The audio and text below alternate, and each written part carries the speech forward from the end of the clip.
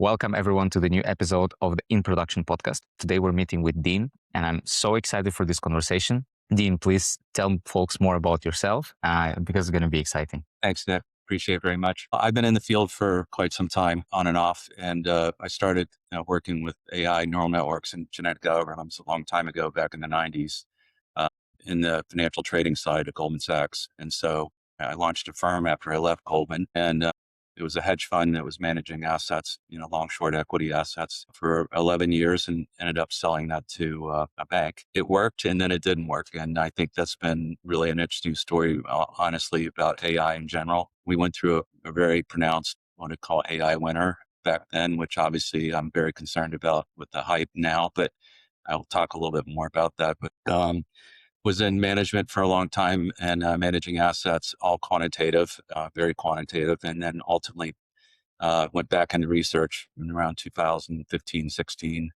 at the advent of LSTM algorithms, convolutional neural networks, which were the precursors to the transformer. Mm-hmm. And then ultimately ran into some researchers at OpenAI in 2019, which is somewhat fortuitous, started working and collaborating with them. I'm what I call more of an applied AI researcher. I'm not a true researcher, so don't even put myself in their position. But I've had a great partnership with them, continue to, including Anthropic. I just recently left Carlyle as head of applied AI globally. I was also the chief data scientist of the organization, and I did architect and build all the investment AI platforms for the organization. So it was I had a really great run and experience there, and just very excited about the future in terms of the capabilities that we're going to be building. This is amazing. I think the audience is going to be interested in your unique perspective. As you said, you're applied researcher. It's like an applied physicist. It's great because you go and you actually test those things and you meet them with reality and you see whether they're working or not working. Like you were one of the pioneers in this industry. Like you meeting OpenAI in 2019, you're holding close relationship with them, with Anthropic, like the first ever machine learning patent that was awarded in the United States was yours. You strike me as the person that sees the trend before it actually emerges. I'm curious, what did you see back then before AI was really hot, or maybe when it was just becoming hot? What did you see back then that made you think and understand, this thing can actually change the way that we operate. I can use this to change how private equity actually works, that I can use this in work. What was the thing that you saw? Because it's very easy right now for the consultants or to go and analyze the way that where AI is right now. But I'm curious, like the foundation is still the same, I'm guessing, when it was like 20 years ago and then it is right now. Yeah, I think back then, when I was working on this and actually looking at some of the work that was being done early. First of all, I would say none of us, including the OpenAI researchers, had any idea that, it would be kind of where it is right now and actually being used in the way it's being used. Mm-hmm. But one thing that was pretty clear, and I saw this early on, was people were, I think, becoming overly focused on chat, and what do you mean by that is they were fascinated, and rightfully so, with the idea that they could actually, chat with something that was, anamorphic. It was actually, not a real person, and it's actually being able to respond somewhat intelligently. Just the whole concept of that was, so new and so exciting. And that's true of, even professionals, because sometimes just based on the way the models were trained, it had an encyclopedia of knowledge, that actually transcended any one field or any domain specifically. It had a broad base, so you could really chat with it about just about anything. One thing was very clear to me as this was starting to unfold is I think people were missing essentially the underlying, concept in this sense is what you had really was, particularly at the API level, not the chat level, was you had this, what I call atomic breakdown. These call it steps or processes that were taking place, not chat. And so what I mean by that, and I'll make it by way of analogy if I'm in private equity, is that when you look at private equity, you get a document, you parse a document, so you convert it to something that's machine readable. You examine that document for information. You actually can extract information from it, and then ultimately, draft, a memo that has, a composite of all of those or an aggregation of all of those different pieces, right? Mm-hmm. And contrast that with just sending up a document, and which is what people were doing, and saying, okay, summarize it, right?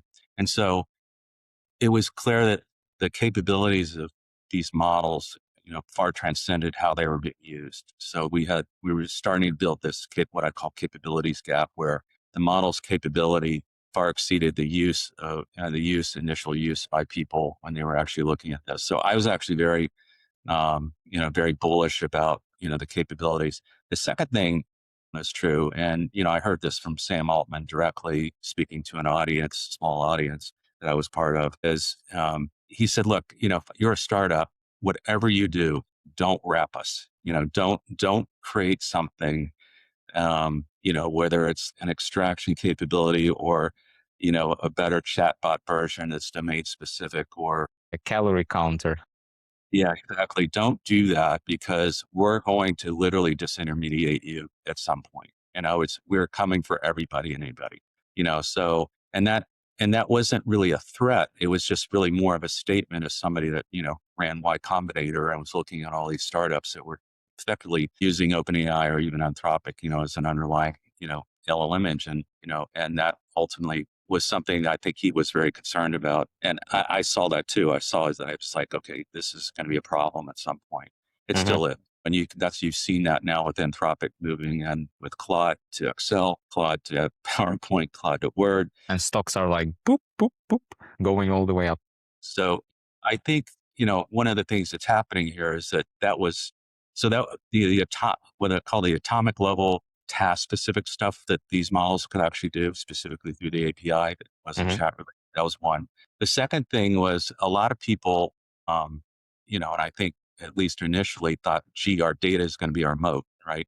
Well, it turns out that's early on wasn't really true. And it Mm-hmm. was the orchestration layer. And so one of the things that was happening here was we very quickly pivoted. These models became more powerful, their ability to orchestrate things. So it was not so much your data so much. It was like you're able to automate things, from an orchestration standpoint that you've never been able to do before. That was not something that I think a lot of people were really focused on initially. That became clear as they were breaking down these task specific things that you can actually orchestrate them and actually make, the world more efficient, if you will, from Mm-hmm. a task standpoint. And then, lastly, at least from my domain, private markets were more susceptible to this than public markets. So, my previous world, it was all quantitative research and quantitative trading and modeling. That, very well exploited, very well known, and very efficient, in terms of how people operate. In private markets, I saw the impact of these types of models being very, very not just profound, but also prolific, meaning it could really have a serious impact on the industry just because of the inefficiency of the workflow. It was the inefficiency of the insights. It was more as it's going to be a good investment or a bad investment. And a lot of that I thought really could be addressed by these new frameworks and these models. But that, again, Mm-hmm. that was back then. Okay. And if I follow up on this, so you also wrote in your paper that there is a lot of organizations that have huge, big, substantial transformation gaps that AI can solve, but most of them are not positioned well enough. So on paper, it will look great, but when it actually comes to implementation, it's going to be a mess. Like there's not going to be the ROI that the company is projecting. At the same time, you, at your time at Carlisle, you have a very successful project where you shipped a case with OpenAI where you had a 50% reduction in development time. So how do you distinguish? How do you distinguish the opportunity where it looks great on paper and it actually works from the one that actually that looks great and doesn't work? Yes. There's an important distinction here, which is, we're all kind of, moving a certain pace toward this so-called transformation. By the way, to me, particularly if you're a company, transformation is not an option. It's a survival issue at this point. Mm-hmm. You either, figure out how you're going to work within your own confines, meaning your business and how you address AI and how you move in the direction of something that's AI native becomes literally a survival issue ultimately. And Mm-hmm. people are at different parts of that journey. So that notwithstanding, when I was developing the architecture and builds, you really have got two things going on. You've got experimenting, experimentation, which is really critical in research. And then you've got essentially the actual, is there any way you can put this into production at scale, right? Mm-hmm. Mm-hmm. What I'm seeing here and leaving out on purpose is this thing called demo or proof of concept, right? So the reason for that is that I think one of the big mistakes people early on made was, and I understand it, is they would build these demos, right? They build these proof of concepts, truly not understanding when you're putting these things all together. When I say putting these disparate parts that make up a pipeline, Mm-hmm. an AI pipeline, what they actually do at the end and whether they are scalable and what is required to make them scalable. And then it's really important, I think, as somebody that has done this is know what you don't know and then actually be able to, evaluate for what you don't know. And then Mm-hmm. really become a critical component of being successful at this. So I guess my point is we live in two different worlds, right? You've got companies that really are big gaps, really are flailing, trying to figure out what they do and what they can't do. And, quite frankly, some of them can't afford talent. Some of them can't afford to move their business in a way they can, but they really have no choice. And then there's the actual practical application part of this, which is having the ability to understand the domain deeply Mm-hmm. and understand where AI can have the greatest impact and at scale. Okay. I want to ask you a question about responsibility and escalation. And a little background. I have a friend and he has a startup and they sell to a set of Spanish banks. And they sell some kind of AI that doesn't matter what. But at the end of the day, it's like a very, in the banking specifically, or whenever there's like a lot of regulation, every mistake counts and everything should be all like there should be an audit trail for everything. But when I asked him, okay, but what happens if your models derive from the instruction? What if it doesn't follow it? Well, he said, well, then I go to jail. And I'm curious, whenever you use AI or think about using AI in due diligence, like it's making a decision, like or it's helping you make the decision. I'm curious, how does the responsibility being shared between the person and AI system that was implemented? Who makes the call when the AI system made a mistake? Or how do you actually position yourself in the way to use AI for your work, but to not have the problems with responsibility and accountability? Yeah. So in private equity, you got to contrast that with public markets. So in public markets where you have so many bets you make, so many diversified outcomes, it's okay to make mistakes, right? You can make a mistake on one or two, or you can make a mistake on several, as long as your portfolio effect, making the right decisions, right bets, makes sense, right? Hmm. Private equity, you got one shot. So what happens here is this is where I call it, more human AI human collaboration. And and that's why I say, we're living in a world where people end up with digital twins, right? So you have, an AI deal maker, that's an agent, and then you have Hmm. the actual human who's the actual decision maker. Hmm. There is no question that when you're in the financial world versus heavily regulated, there's a fiduciary. The fiduciary is not an AI agent. The fiduciary is a human being.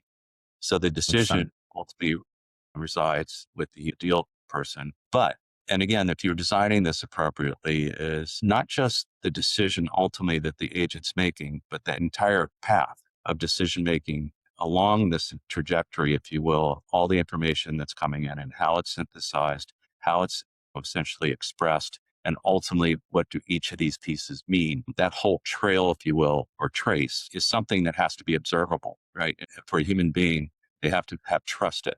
Ultimately, all has to be grounded in citations, right? So let's say Hmm. you've got a huge data room of thousands of documents, call it tens of thousands of pages of documents, all different file types. All of that has to be citation grounded. And the only way you can get comfortable with this, an AI agent working through this data, is to actually have it stamped by that citation so that when it actually produces the outcome, you actually, okay, I got this result. Where's the citation that's associated with the result? Can I see it? Can I prove it? And Hmm. so that's the way you build confidence. That's what you have to do because there is no room for error. When you produce a financial number, you can't have hallucination. I mean, it's just, and you just, that is a very bad thing.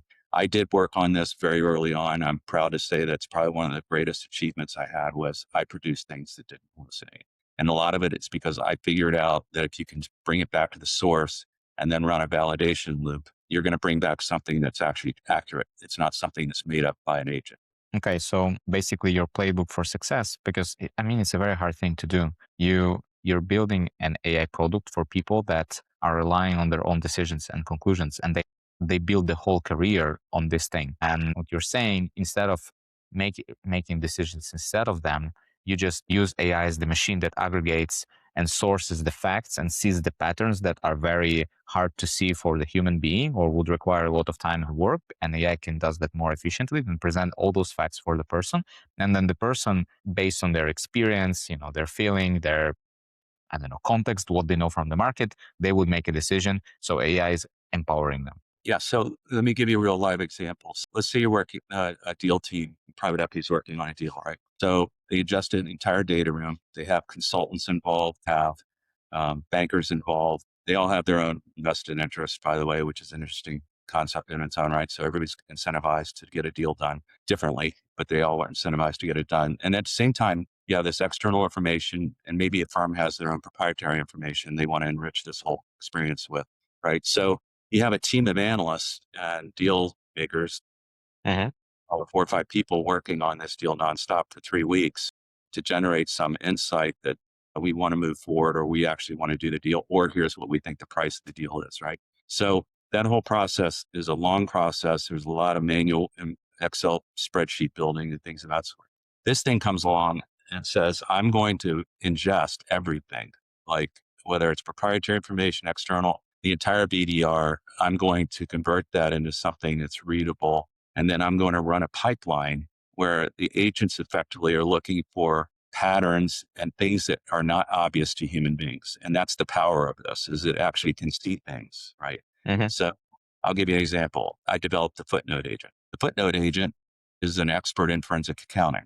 Right? Mm-hmm. So that footnote agent sees a footnote buried somewhere on page 933 at the bottom of some table and says, by the way, that might be a violation of ASC 60. And that accounting rule actually means that they should be adjusting their earnings downward in the next 12 months. And if they don't, then they're going to be in violation of that rule, right? So there is an example that would be almost impossible for a human being, unless that's specifically what they were looking for, to actually see something like that. And I can give Mm-hmm. you many examples that this is why this stuff is so important and why having these processes, because it's ability to see things and patterns and other things that, again, are making almost virtually possible.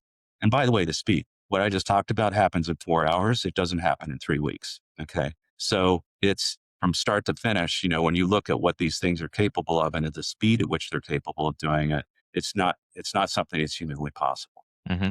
I agree. You need, it's a very smart idea to have a fine print translator and a fine print notificator to tell you, oh, hey, there is this small clause here that may put in danger the whole contract. That's smart. What about from your experiences when you see enterprises that are trying to do something with AI in a highly regulated industries? What are the most common mistakes that they would usually do so the audience listening can avoid them? So I think some of the most common mistakes that I've seen, at least at the enterprise level, is they don't build what I call a trust but verification process at the beginning. And so what I mean by that is there's this implicit trust that the AI is going to do what it's going to do, right? And then there's no effectively audit trail or observation or evaluation platform that's running side by side that says, why did the agent do this? And why did it look at this versus this? And why did it come to that conclusion versus this conclusion?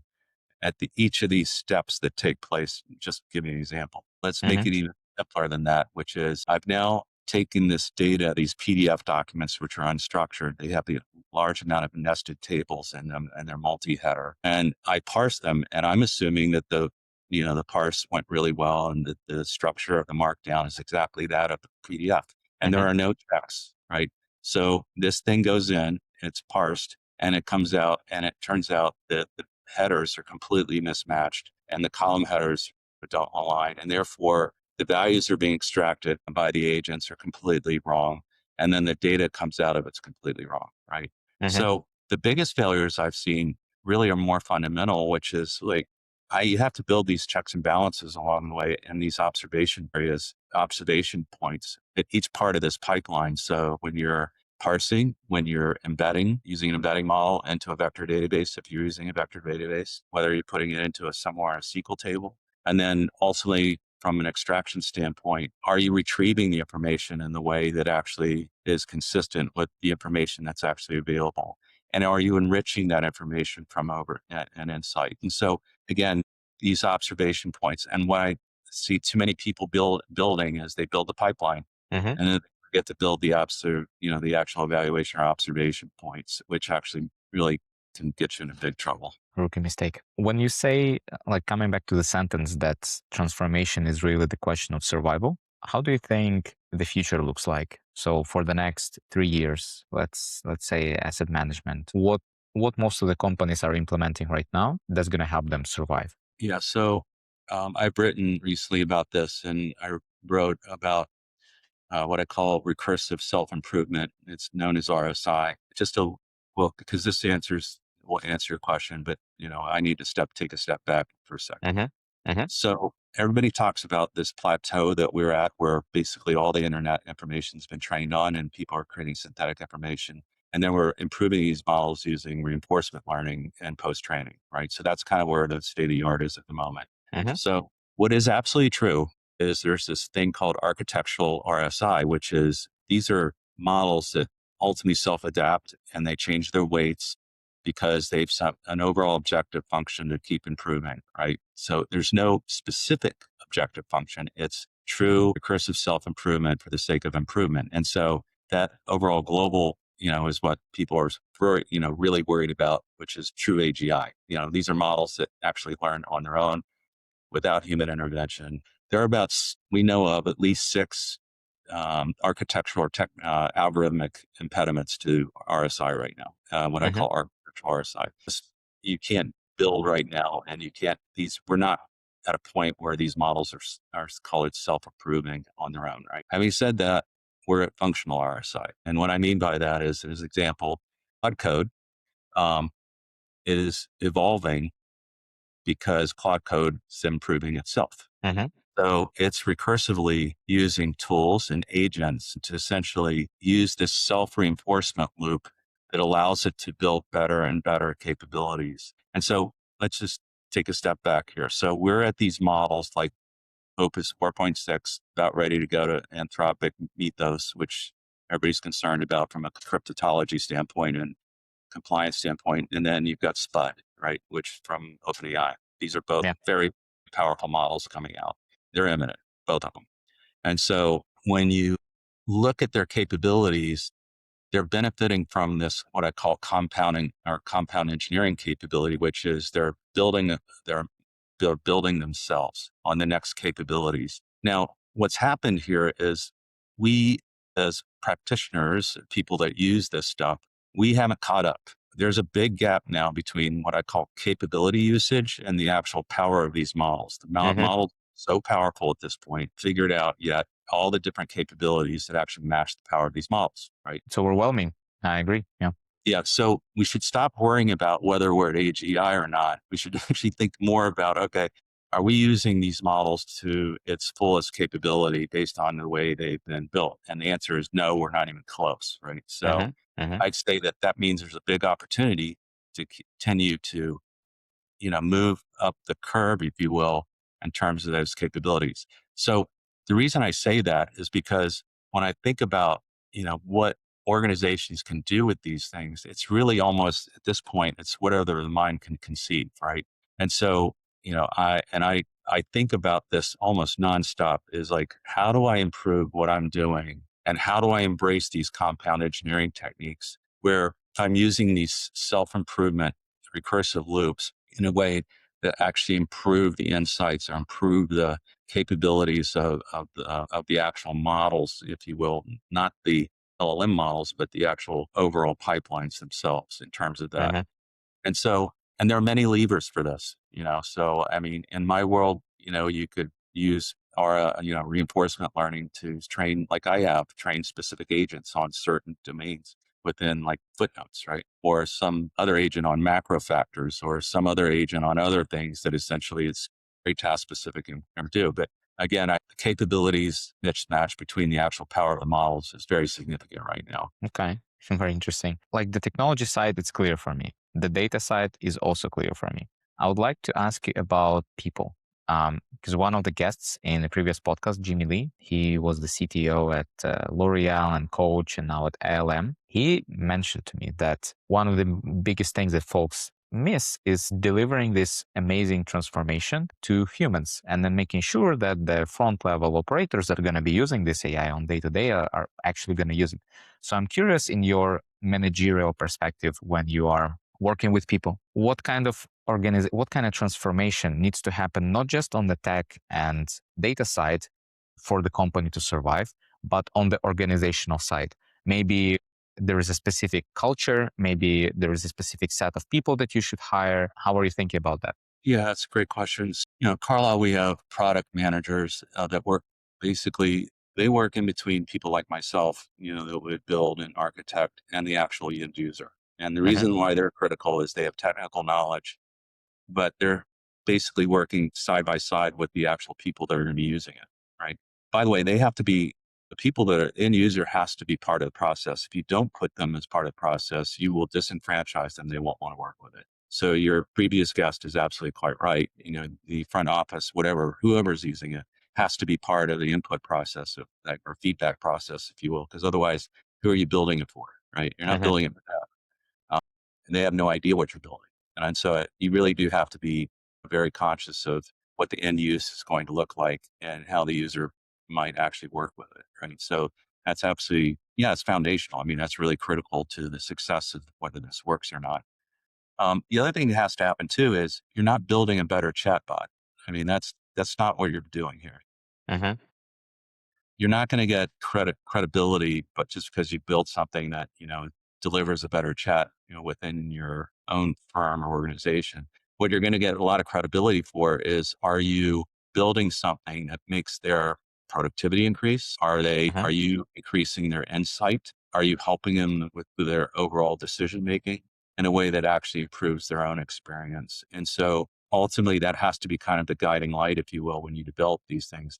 When I saw this whole thing from MIT, which was unfortunately a little bit self-serving, but when it said 95% of the proof concepts fail, right? Hmm. It's probably true. I mean, to a large extent, I think it's probably a little overstated, but when they do work, the impact is very profound. It's big. Yeah. And so that's the whole point, and they kind of missed that. And so I don't, um, and by the way, it hasn't stopped everybody from working on this because they know that they have to, right? So It's been an amazing conversation. I don't know how much like the time really flew so fast. If anybody listening would like to get in touch with you, maybe ask the question or just, stay connected. What is the best place for them to reach you? they can reach me by email, at that's Dean at dsconsult.ai. This is amazing. Folks, I hope that you got as much value as I got from this conversation. It's been a pleasure having you on the show. Thank you so much, Dean. Thank you, Nick. Appreciate it. Thank you.